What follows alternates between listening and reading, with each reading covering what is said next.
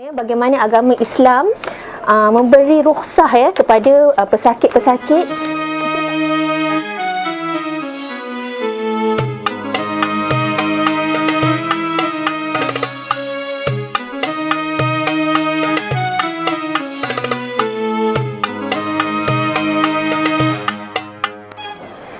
Assalamualaikum warahmatullahi wabarakatuh. Bertemu kita pada episod kali ini. Kita nak cerita pasal apa berkenaan dengan cara mengambil ubat-ubatan di bulan puasa.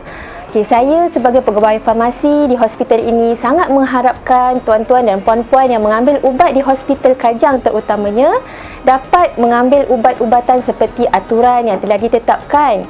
Namun begitu, dalam bulan puasa ini kita ada pandu-panduan yang kita boleh rujuk untuk ambil ubat. Contohnya, kami kat sini ada risalah berkenaan dengan puasa dan ubat yang mana dia ada memberitahu tentang penggunaan ubat yang tidak membatalkan puasa seperti ubat titis mata, semua jenis suntikan termasuk suntikan insulin, ubat kumur.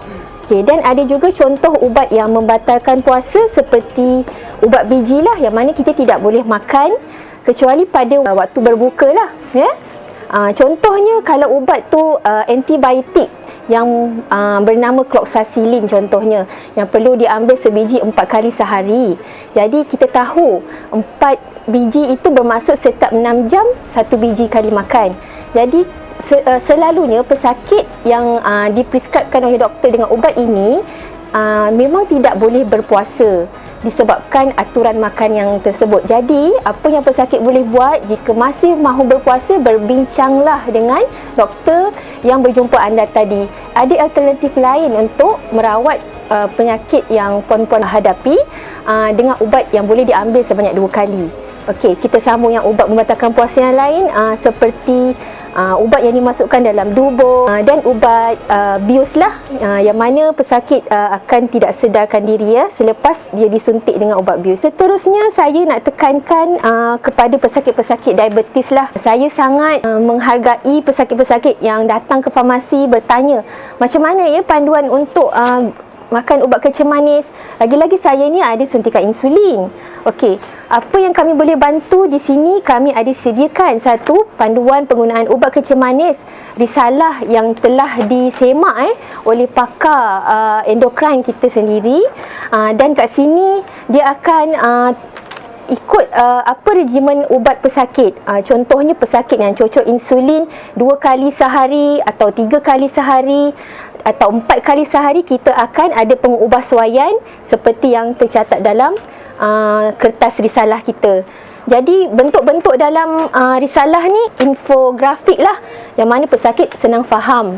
Dan kita akan tekankan juga di bulan puasa ni, pesakit-pesakit yang berisiko tinggi untuk berpuasa, sebenarnya anda tidak digalakkan berpuasa sebab selalunya akan ada saringan sama ada pesakit ini sesuai atau tidak untuk berpuasa. Sekiranya anda dibolehkan berpuasa, maka kita akan menasihatkan sama ada anda perlu berbuka sekiranya ada bacaan gula anda melebihi 16.7 ataupun anda hypo. Hypo ialah paras gula rendah kurang daripada 4 milimol bila kita cek gula. Jadi sekiranya ada simptom menggigil, berpeluh, tidak keruan, sekalipun tanda tu lebih kurang 2 jam sebelum berbuka, sebenarnya pesakit perlu berbuka. Kerana darurat akibat daripada hypo tu boleh membawa kepada kematian lah kalau kita tak dapat nak atasi dengan segera. Jadi kalau kita faham bagaimana agama Islam memberi rukhsah kepada pesakit-pesakit, kita tak perlu rasa pahala kita kurang pun kalau kita tidak berpuasa disebabkan sakit kita. Sebab dalam bulan puasa berlipat-lipat kali ganda kan kita punya amalan di bulan puasa ni. Jadi kalau doktor pakar sudah kata puan tidak boleh berpuasa, namun puan boleh gantikan dengan ibadah-ibadah yang lain seperti sedekah, baca Quran, sebenarnya itu pun dapat menampung apa yang kita tak dapat nak kerjakan sebagai Muslim. Jadi apa yang perlu kita buat, sekiranya tidak boleh berpuasa, kita kena ganti dengan bayaran fidyah seperti yang telah ditetapkan di dalam Al-Quran. Sekian saja perkongsian kita pada hari ini. Semoga apa yang kita sampaikan dapat memberi manfaat, dan jika ada masalah boleh hubungi Hospital Kajang di kaunter farmasi berkenaan cara mengambil ubat, terutama di bulan puasa. Ikut aturan yang telah ditetapkan dengan nasihat-nasihat yang kita telah sampaikanlah kepada anda ya. Semoga Ramadan 1441 Hijrah tahun ini yang sangat unik dapat menjadikan kita insan yang lebih bertakwa selepas berakhirnya daripada Ramadan. Sekian, Assalamualaikum.